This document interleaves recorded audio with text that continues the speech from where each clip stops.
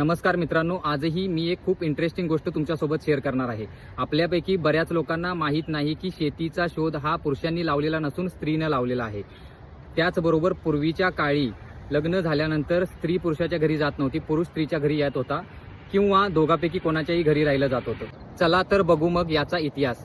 मी 5 टप्प्यात तुम्हाला हा वंशवाद सांगणार आहे की हा वंशवाद कसा कसा बदलत गेला आणि आज कसा आहे।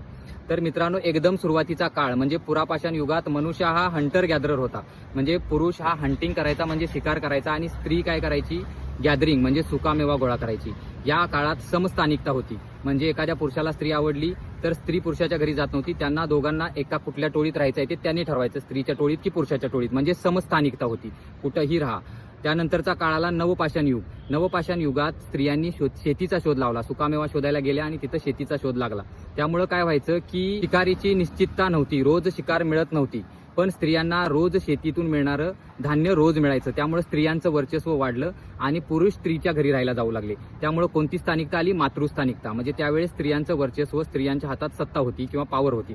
त्यानंतरचा काळ आला धातुयुग।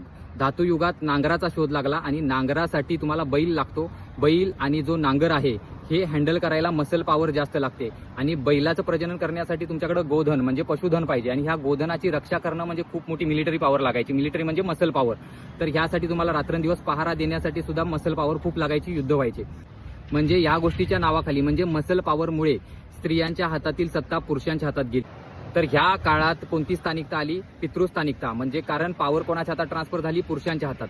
सगळी पॉवर पुरुषांच्या हातात गेल्यामुळे स्त्रीला लग्न झाल्यानंतर पुरुषाच्या घरी जावं लागायचं। यानंतरचा काळ आला राजेशाही किंवा सरंजामशाही। या काळात काय केलं, पुरुषांचं वर्चस्व होतं, त्यांनी कडक कायदे बनवले की स्त्रीनंच कंपल्सरी पुरुषाच्या घरी जायचं। हे कायदे आपल्या स्मृती ग्रंथातही तुम्हाला पाहायला मिळतात। मग ह्या कायद्यांमुळे काय झालं, कंपल्सरी एक बंधन लादलं गेलं स्त्रीवर की स्त्रीनंच पुरुषाच्या घरी जायचं। म्हणजे ह्यावेळेस कुठली स्थानिकता होती, कडक पितृस्थानिकता, कंपल्सरी पितृस्थानिकता।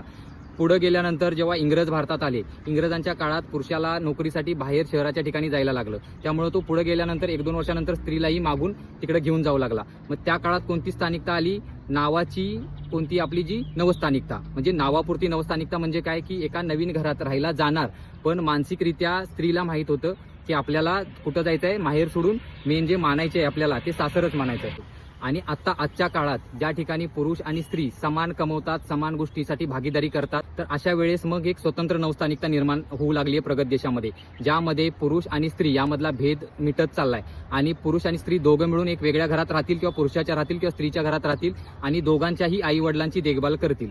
तर ही आहे स्वतंत्र नवस्थानिकता।